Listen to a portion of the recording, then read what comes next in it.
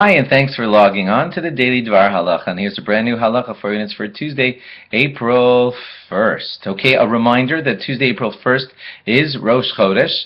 And hey, that's going to mean, by the way, just for an interesting thing for you guys who always want to know what the Hebrew date is, April 1st is Tuesday, and the 1st of Nisan is Tuesday. So for this entire month, you'll be able to just note, this is not a halacha, just a fun thing to tell you, that the Hebrew date will be the same as the solar date throughout the month of, well, at least for the next 29 days. Because April 1st, let me just think this out, I want to make sure I'm not making a mistake. April 1st is also Rosh Chodesh, the 1st of Nisan. Yep, so it's a fact. Anyway, please remember all of your Rosh Chodesh editions for this day, of course. Please note also that we won't be saying Tachnun throughout the rest of the month, as we explained to you yesterday. And now a quick Pesach law for you. Let's talk about the right thing to use for Maror, for the bitter herbs at your Seder.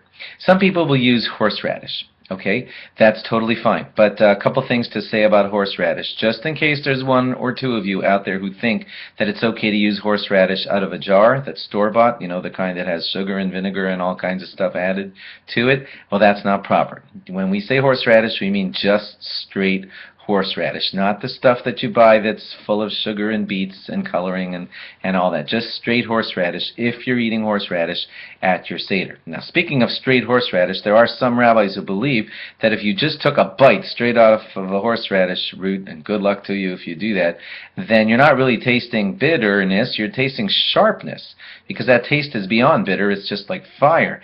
And so some rabbis say that although you might think you're a superhero for doing that, you might actually be not accomplishing what you're supposed to accomplish, because you're supposed to taste bitterness, and you're actually tasting just like fire when you bite into a horseradish. So I don't recommend that you do that. You may want to discuss this with your rabbi.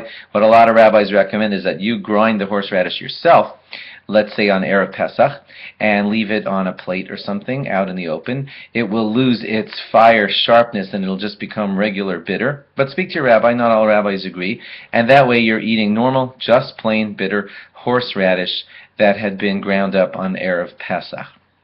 And by the way, this is not a halacha, just a piece of advice. You might even want to put goggles on your eyes while grinding up the horseradish, because it's going to it makes me cry, just grinding it up depending on how sensitive your eyes are. Okay, if you're eating that, then the amount to eat is about a little over 1 fluid ounce of that stuff.